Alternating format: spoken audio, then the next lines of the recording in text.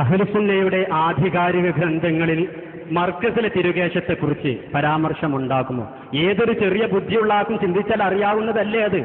അതുകൊണ്ടാണല്ലോ ഈ സനദ് വിവാദവും മാനദണ്ഡത്തിന്റെ വിഷയമെല്ലാം ഇവിടെ കടന്നു വരുന്നത്. അഹ്ലുസുന്നയുടെ ആധികാരിക ഗ്രന്ഥങ്ങളിൽ മർക്കസിലെ തിരുകേശത്തെക്കുറിച്ച് പരാമർശമുണ്ടാകുമോ? ഏതൊരു ചെറിയ ബുദ്ധിയുള്ള ആൾക്കും ചിന്തിച്ചാൽ അറിയാവുന്നതല്ലേ അത്. അതുകൊണ്ടാണല്ലോ ഈ സനദ് വിവാദവും മാനദണ്ഡത്തിന്റെ വിഷയമെല്ലാം ഇവിടെ കടന്നു വരുന്നത്, കടന്നു വരേണ്ടി വന്നത്. യഥാർത്ഥത്തിൽ നമ്മൾ മനസ്സിലാക്കേണ്ട ഒരു കാര്യം, വിശുദ്ധ ഖുർആനിൽ മർക്കസിലെ തിരുകേശത്തെക്കുറിച്ചുള്ള പരാമർശം ഉണ്ടാകില്ല എന്ന് നേരത്തെ നമ്മളും നിങ്ങളും സമ്മതിച്ചതുപോലെ കടന്നു വരേണ്ടി വന്നത്.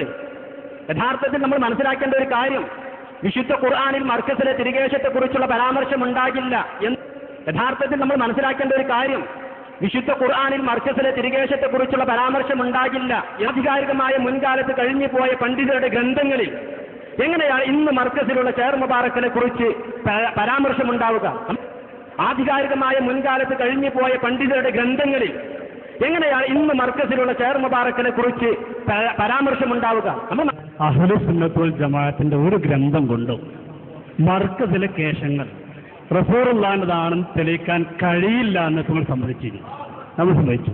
അതുപോലെ സമ്മതിച്ചല്ലോ. നിങ്ങളത് തീർത്തു പറഞ്ഞു അതെങ്ങനെ തെളിയിക്കാൻ കഴിയാണ്.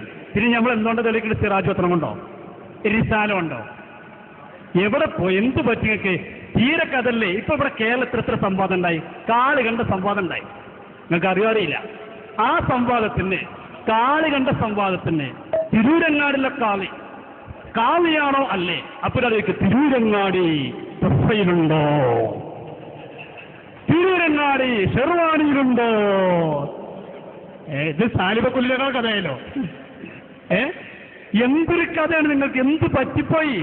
ഒരാളെ നാളെ വന്നിട്ട് ഇപ്പൊ ഒരു താരം പറയാ ദീപിയുണ്ടൊരു സക്കാഫി, ഹിദായത്തുൽ സക്കാഫി, അയാൾ പറഞ്ഞു മീർദാ ഗുലാം മുഹമ്മദ് ഖാദിയാനി നബിയാണ്.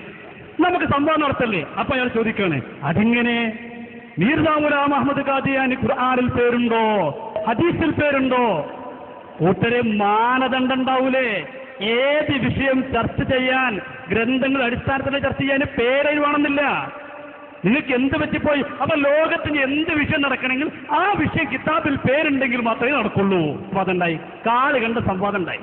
നിങ്ങൾക്ക് അറിയാറിയില്ല. ആ സംവാദത്തിന് കാളി കണ്ട സംവാദത്തിന് തിരൂരങ്ങാടിലെ കാളിയാണോ അല്ലേ? അപ്പോഴേക്ക് തിരൂരങ്ങാടി പ്രസയിലുണ്ടോ? തിരൂരങ്ങാടി ഷെർവാണിയിലുണ്ടോ? ഇത് സാലിബക്കുല്ലിനേക്കാൾ കഥയല്ലോ. എന്തൊരു കഥയാണ് നിങ്ങൾക്ക്. എന്ത് പറ്റിപ്പോയി? ഒരാളെ നാളെ വന്നിട്ട് ഇപ്പൊ ഒരു താരം പറയാ ദീപിയുണ്ടൊരു സക്കാഫി, ഹിദായത്തുൽ സക്കാഫി, അയാൾ പറഞ്ഞു മീർദാ ഗുലാം മുഹമ്മദ് ഖാദിയാനി നബിയാണ്. നമുക്ക് സംഭവം നടത്തല്ലേ? അപ്പൊ അയാൾ ചോദിക്കാണ് അതെങ്ങനെ? മീർദാ ഗുലാം മുഹമ്മദ് ഖാദിയാനി ഖുർആനിൽ പേരുണ്ടോ? ഹദീസിൽ പേരുണ്ടോ? കൂട്ടരെ മാനദണ്ഡം ഉണ്ടാവൂലേ? ഏത് വിഷയം ചർച്ച ചെയ്യാൻ ഗ്രന്ഥങ്ങൾ അടിസ്ഥാനത്തിൽ ചർച്ച ചെയ്യാൻ പേരെഴുവാണെന്നില്ല. നിങ്ങൾക്ക് എന്ത് പറ്റിപ്പോയി? അപ്പൊ ലോകത്തിന് എന്ത് വിഷയം നടക്കണമെങ്കിൽ ആ വിഷയം കിതാബിൽ പേരുണ്ടെങ്കിൽ മാത്രമേ നടക്കുള്ളൂ. പാവങ്ങൾ, സാധുക്കൾ ഞങ്ങൾ വന്നപ്പോഴേ മനസ്സിലാക്കി. ഇപ്പൊ ഒന്നുകൂടി ക്ലിയറായി. വിശുദ്ധ ഖുർആൻ നമുക്കറിയില്ലേ, മാ ഫറത്നാ ഫിൽ കിതാബി മിൻ ഷൈഇ. വിശുദ്ധ ഖുർആൻ പറഞ്ഞതല്ലേ. നിങ്ങൾക്ക് എന്ത് പറ്റിപ്പോയി? ഇമാം ഷാഫി റളിയല്ലാഹു പോലുള്ള ആൾ പറഞ്ഞല്ലേ, നിങ്ങൾ എന്ത് ചോദിച്ചോളൂ ഖുർആൻ കൊണ്ട് പറയാം, മറുപടി പറയാം. അതെങ്ങനെ? അതിന് മാനദണ്ഡങ്ങളുണ്ട്, അതിന് രീതികളുണ്ട്. എന്ന് പറഞ്ഞാൽ ഖുർആനില്ലാത്തൊന്നും ഉണ്ടാവില്ല. എന്നിട്ട് മർക്കസിലെ മുടി അതിലുണ്ടോ?